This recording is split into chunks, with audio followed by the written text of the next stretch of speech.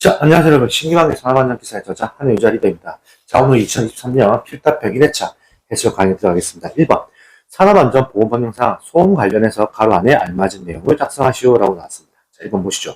소음 작업이란 1일 8시간 작업을 기준으로 몇 데시벨 이상의 소음이 발생하는 작업을 말한다. 이거는 일반 소음이기 때문에 85데시벨입니다. 넘어가시고 2번 간결한 소음 작업 틀립니다. 간결한 소음 작업이란 다음 항목의 어느 하나에 해당하는 작업을 말한다. 90데시벨 이상의 소음이 1일 몇 시간이다. 이거는 8시간입니다. 8시간 이상 발생하는 작업이고, 또 다음 넘어가서 100데시벨 이상의 소음이 1일 몇 시간 이상 발생한다. 이거는 2시간입니다. 그럼 여기서 하나 알 수가 있는 95데시벨이라고 나왔다. 그럼 뭘까요? 8, 4. 쭉쭉 내려가죠. 나누기 1을 생각하면 됩니다. 그렇기 때문에 8, 4, 2 이렇게 쭉쭉 내려간다고 생각하시면 돼요. 자, 넘어가겠습니다. 자, 2번. 산업안전보건법령상 사업주는 사업장에 유해하거나 위험한 설비가 있는 경우 중대산업사고를 예방하기 위하여 대통령령으로 정하는 바에 따라 공정안전보고서를 작성하고 고용노동부 장관에게 제출하여 심사를 받아야 한다. 아래의 물질을 제조, 취급, 저장하는 설비에 공정안전보고서를 작성해야 하는 기준을 작성하시오라고 나왔는데 해당 문제는 신출이었습니다. 신출. 23년 1회차 기준 신출이었습니다. 자, 보시죠. 유해위험 물질 규정량 킬로그램이고요. 인화성 가스는 제조 취급 몇 킬로, 그 슬러시 저장 틀립니다. 그러면 제조 취급은 몇 킬로다? 그거는 5,000킬로그램입니다. 5,000킬로. 그 저장은 20만 킬로그램이고요. 자, 2번. 암모니아는 제조 취급 저장이 동일합니다. 이거는 뭐다? 10,000킬로그램입니다. 10,000킬로그램. 3번. 염산 중량 20% 이상 제조 취급 저장 은 몇 킬로나? 이거는 역시나 2만 킬로입니다. 2만 킬로.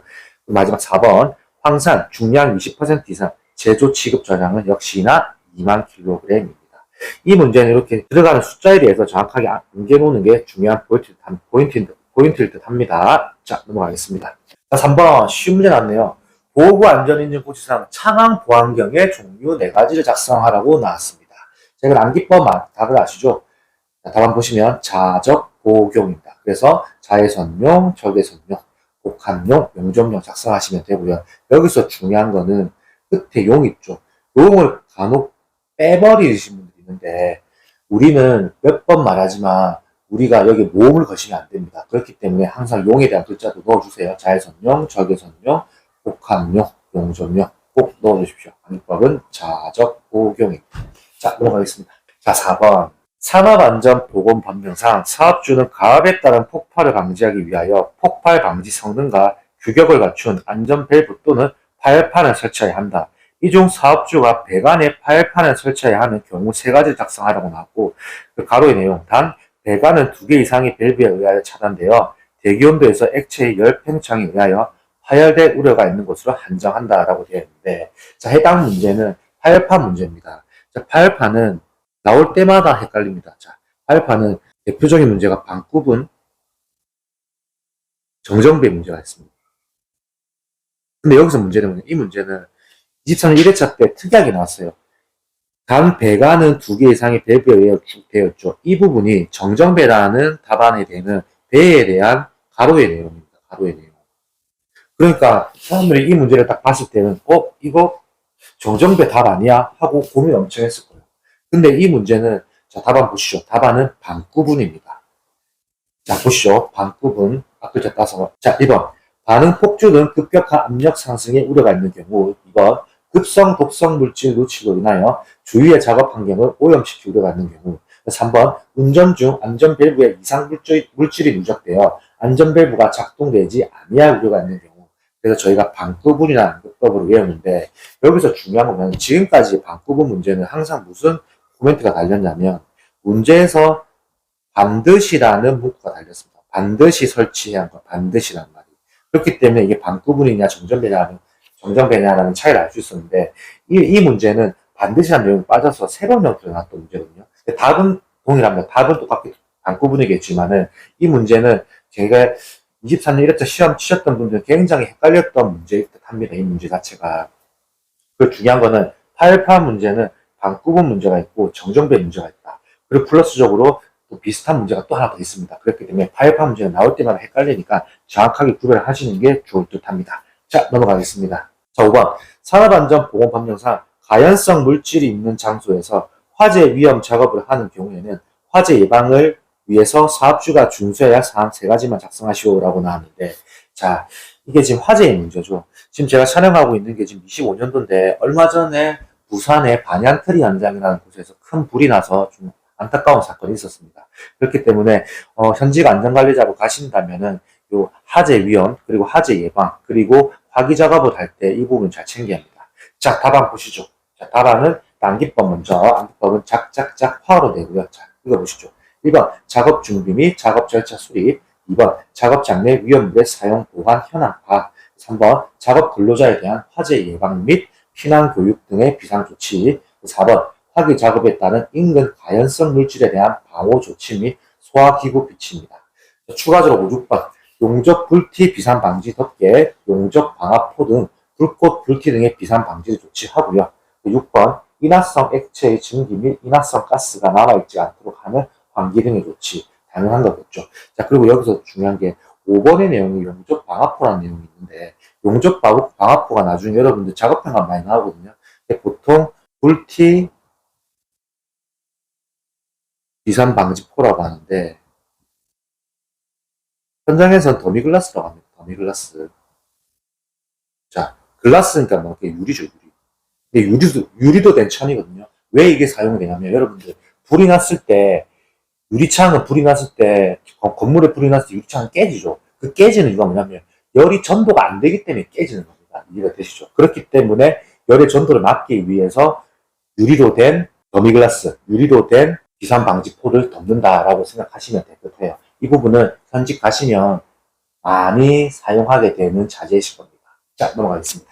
자, 6번. 산업안전보건법령상 사업주는 유자격자가 충전전로 인근에서 작업하는 경우에는 절연된 경우 혹은 절연 장갑을 착용한 경우를 제외하고는 노출 충전문에 접근 한계거리 이내로 접근하거나 절연 손잡이가 없는 도전체에 접근할 수 없도록 해야 한다. 아래의 충전전로 성관이나 킬로볼트에 따른 충전전로에 대한 접근 한계거리 센티미터를 작성하시오라고 나왔습니다.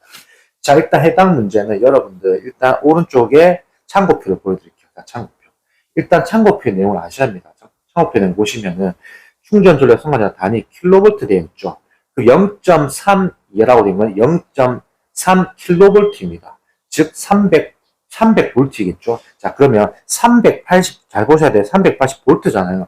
그 0.3초가 0.75 이하는 몇 센치다? 30이죠. 그렇기 때문에 1번의 답은 30이고요.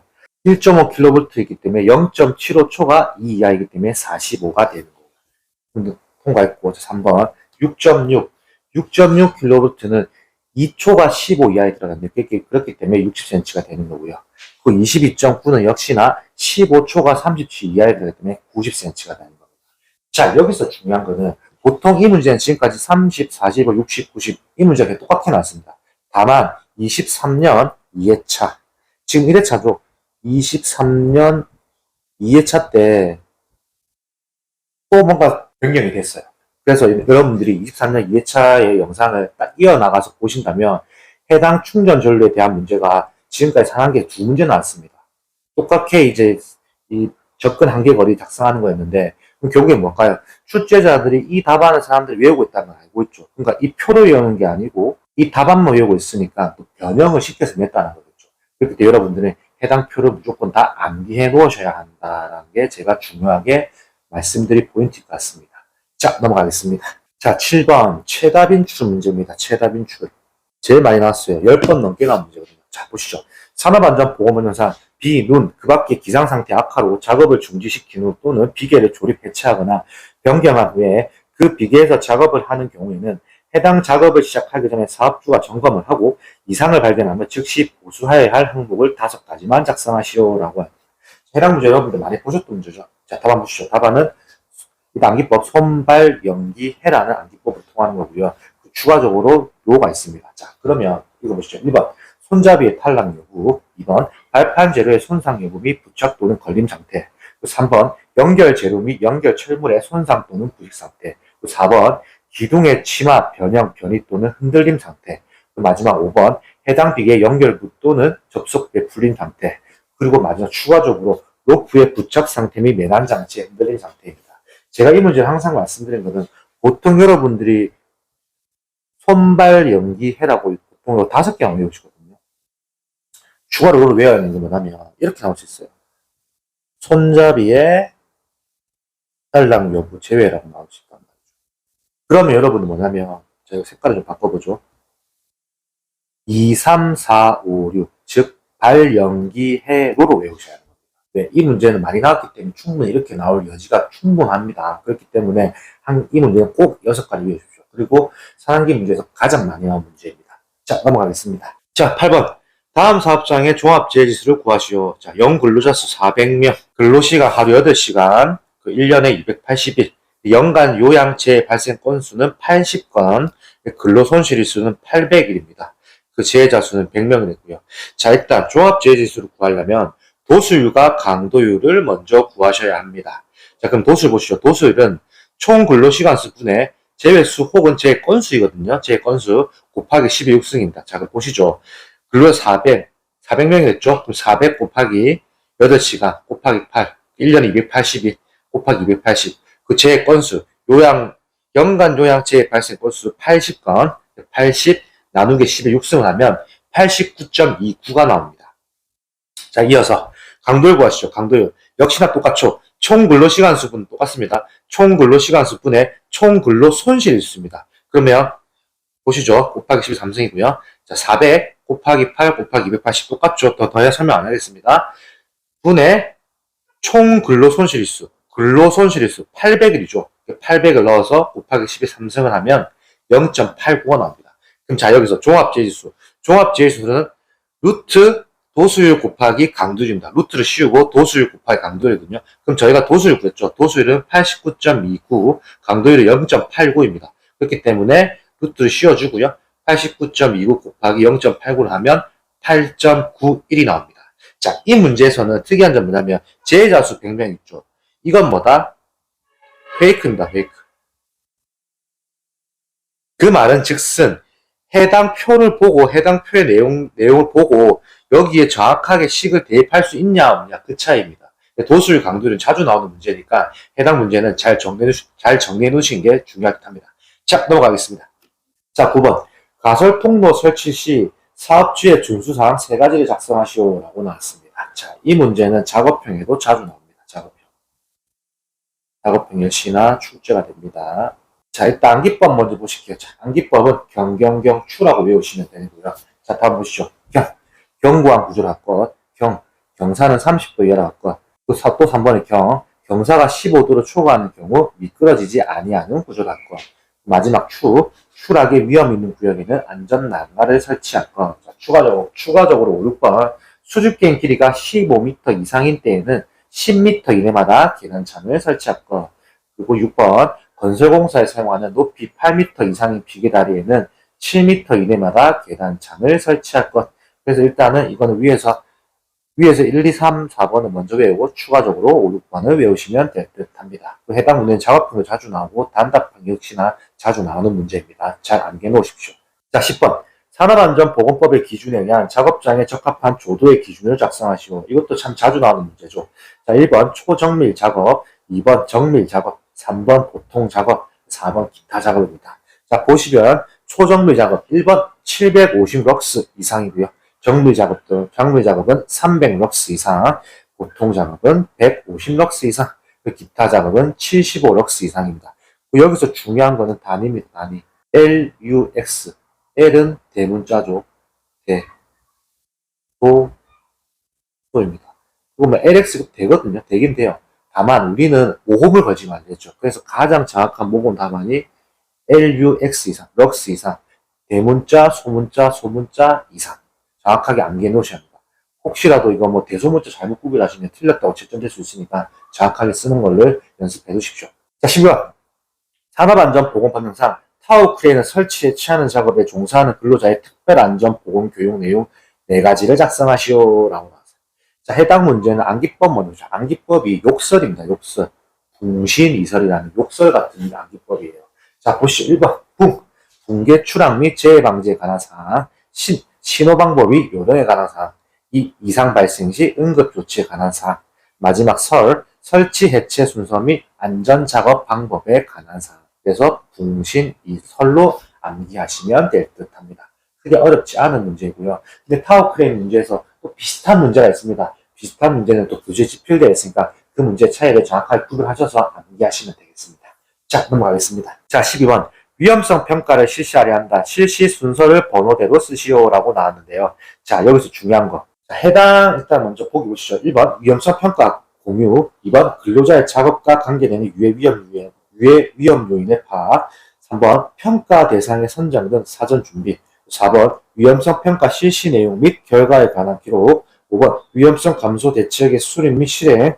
6번, 추정한 위험성이 허용 가능한 위험성인지 여부의 결정입니다. 자, 여기서 일단 중요한 건 뭐냐면, 자, 한번 보시죠. 23년 1회차에 시험 쳤을 때는 3, 1, 2, 5, 4 이렇게 해서 외우셔야 하는데, 뭐냐면 준파, 추결, 실기로 통했습니다. 그 당시에는 준파, 추결, 실기라서 준비, 파악, 추정, 결정, 실행, 기호 이게 답안이었는데 23년도 5월달이죠. 5월달에 법이 변경되면서 준파, 결실, 공기로 바뀌었습니다. 자, 보시면 준파, 결실, 공기가 뭔지 보시면 자 보시죠. 준 보이시죠? 그렇기 때문에 첫 번째가 3번이고요. 파, 2번 파, 2번 6은 결이죠. 결 보시죠. 결. 5번은 실이죠. 실. 위험성 감소 대책의 수립 및 실. 공, 위험성 평가의 공 보시고 마지막 기록이죠. 위험성 평가 실시 내용 및 결과에 관해서. 지금 현재 답안은 뭐다? 준파, 결실, 공기로 정확하게 암기해 놓으십니다. 23년도 1회차 시험 칠 때는 해당 답안 아니었어요. 근데 23년도 1회차 이후에 법안이 바뀌면서 준파, 결실, 공기라는 암기법으로 바뀌었으니까 이 내용 정확하게 암기해 놓으시기 바랍니다. 혹시라도 요 위에 거 쓰시면 틀립니다. 자, 그리고 순서대로 써라는 번호 있죠. 이런 문제는 뭐가 차이점이 있냐면 부분 점수가 없습니다. 그렇기 때문에 정확하게 암기를 하셔야 합니다. 자, 넘어가겠습니다. 자, 13번. 산업안전보건법령상 사업주가 다음 작업에 하는 근로자에 대해서 근로자 수 이상으로 지급하고 착용하도록 하여야 하는 보호구를 가로 안에 작성하시오라고 나왔습니다. 자, 보시죠. 1번. 물체가 떨어지거나 날아올 위험 또는 근로자가 추락할 위험이 있는 작업에는 무슨 보호구를 줘야 한다? 안전모를 줘야 합니다. 안전모. 2번. 높이 또는 깊이 미터 이상의 추락할 위험이 있는 장소에서 하는 작업에서는 무슨 보호가 필요하냐? 이거는 안전대입니다. 안전대. 떨어지면 안 되겠죠. 3번. 물체가 흩날릴 위험이 있는 작업은 뭐다? 이건 보안경입니다. 보안경. 마지막 4번. 고열에 의한 화상 등의 위험이 있는 작업은 뭐다? 방열복입니다. 혹은 뭐 방열 일체복도 되고 뭐 방열 장갑도 될 수 있어요. 이거는 중복 답안을 될 수 있기 때문에. 그렇죠. 우리는 가장 안정적인 답안이 방열복을 쓰시는 걸 추천드리고, 그리고 가장 여러분들이 많이 쉽다고 생각하고 틀리는 문제가 1번하고 2번입니다. 왜? 이게 생각하면 이게 보세요. 물체가 떨어지거나 날아올 위험 또는 근로자가 추락할 위험이 있는 장소 작업이라면 이게 안전대를 줄 수도 있는 거거든요.